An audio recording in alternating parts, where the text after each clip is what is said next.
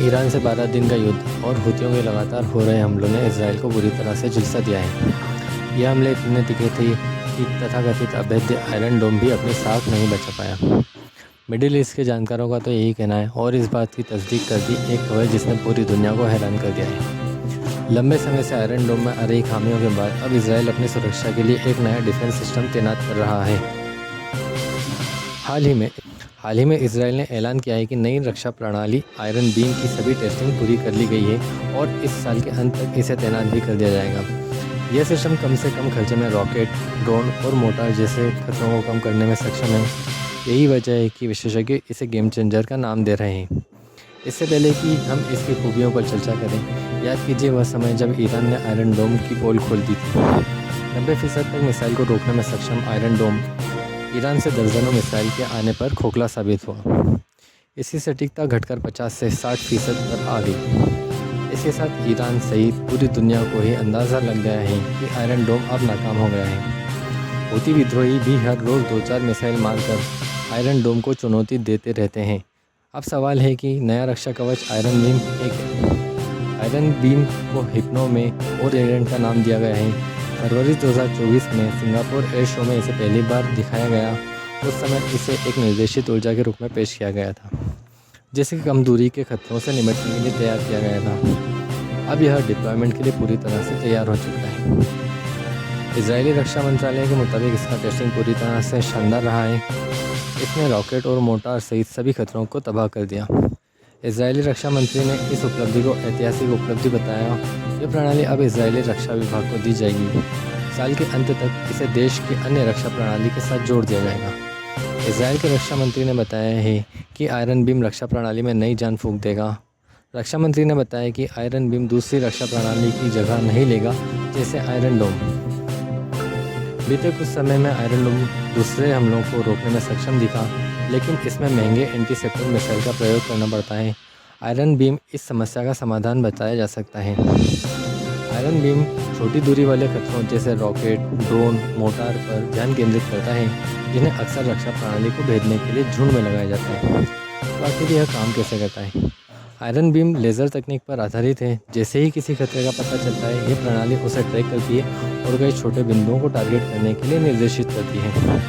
एक बार जब लेज़र किरण किसी टारगेट पर फिक्स हो जाती है, तो यह उसे सिर्फ 4 सेकंड में खत्म कर सकती है। इस प्रणाली की प्रभावी अधिकतम सीमा करीब 10 किलोमीटर है।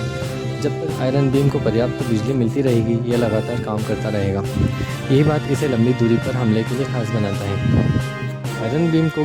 आयरन बीम को गेम चेंजर इसलिए भी माना जा रहा है क्योंकि प्रारंभिक रक्षा प्रणाली की तुलना में प्रति लेज़र शॉट की कीमत काफ़ी कम है। प्रारंभिक मिसाइल एंटीसेप्टर की तैनाती की कीमत $50,000 तक होती है। वहीं जानकारी के मुताबिक आयरन बीम की तैनाती में सिर्फ $2,000 ही खर्च करने पड़ेंगे। यह लागत में कमी लाकर इसराइल के डिफेंस सिस्टम में काफ़ी महत्वपूर्ण योगदान देगा। अब देखना दिलचस्प होगा कि ईरान और हूती इसका क्या जुगाड़ निकालते हैं। ईरानी मीडिया ने हाल ही में एक सनसनीखेज वीडियो जारी किया है, जिसमें कथित इजरायली खुफिया एजेंसी मोसाद के लिए जासूसी करने वाले खुफिया ठेकेदार बाबा शेहबाजी की फांसी दिखाई गई है।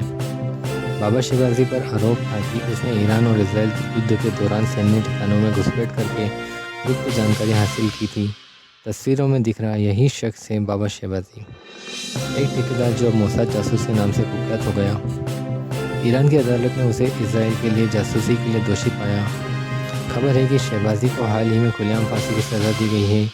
राज्य मीडिया ने इसका वीडियो जारी किया है, जो दुनिया भर में वायरल हो गया है। शेहबाजी पर आरोप है कि वह सैन्य ठिकानों में घुसपैठ की कोशिश कर रहा था और संवेदनशील सूचना मोसाद को दे रहा था। उसके पास से भारी मात्रा में डॉलर, हाईटेक सुरक्षा उपकरण और बहुत से पासपोर्ट जब्त किए गए हैं।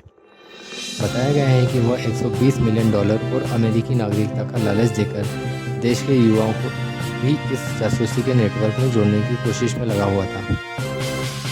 एक ईरानी अधिकारी ने बताया कि शेहबाजी इजरायली खुफिया एजेंसी के लिए काम कर रहा था। उसने खुफिया नेटवर्क बनाने की कोशिश भी की। उसकी गिरफ्तारी से बड़े जासूसी षड्यंत्र का पर्दाफाश हुआ है। शेहबाजी का नाम इस्माइल फेत्री से भी जुड़ा हुआ था। यह एक और कथित जासूस है जिसे साल की शुरुआत में फांसी दी गई थी। बताया जा रहा है कि दोनों मिलकर ईरान में मोसाद का नेटवर्क खड़ा कर रहे थे। बीते कुछ हफ्तों में ईरान ने जासूसी के आरोप में कम से कम 9 लोगों को फांसी की सज़ा दी है। पिछले ही हफ्ते 4 लोगों को मोसाद से जुड़े तोड़फोड़ अभियान में दोषी पाया गया था। वैसे तो ईरान और इजराइल के बीच विवाद चरम पर है, इसलिए ईरान अब किसी भी तरह की जासूसी कार्रवाई पर कठोर कदम उठा रहा है। लेकिन इन फांसियों पर मानव अधिकार संगठनों ने सवाल उठाए हैं। क्या इन मामलों में निष्पक्ष न्याय प्रक्रिया अपनाई गई है? ईरान की सरकार का कहना है कि यह सज़ा देश की सुरक्षा और अखंडता को बचाने के लिए ज़रूरी है। लेकिन अंतर्राष्ट्रीय मंच पर ईरान की न्याय प्रणाली और मानव अधिकार रिकॉर्ड पर बहस तेज हो गई है। बाबर शहबाजी की फांसी से एक बात साफ है, ईरान अब अपनी सरहदों और सैन्य रहस्यों को लेकर पूरी तरह सतर्क है और ईरान ज़रा सी भी चूक पर फांसी की सज़ा देने में पीछे नहीं रहेगा। जिस तरह से वह मोसाद के इन लोगों पर कार्रवाई कर रहा है, इससे साफ हो जाता है कि ईरान की नज़रें मोसाद के हर एजेंट पर हैं और जो कथित तौर पर मोसाद के लिए काम भी कर रहे हैं।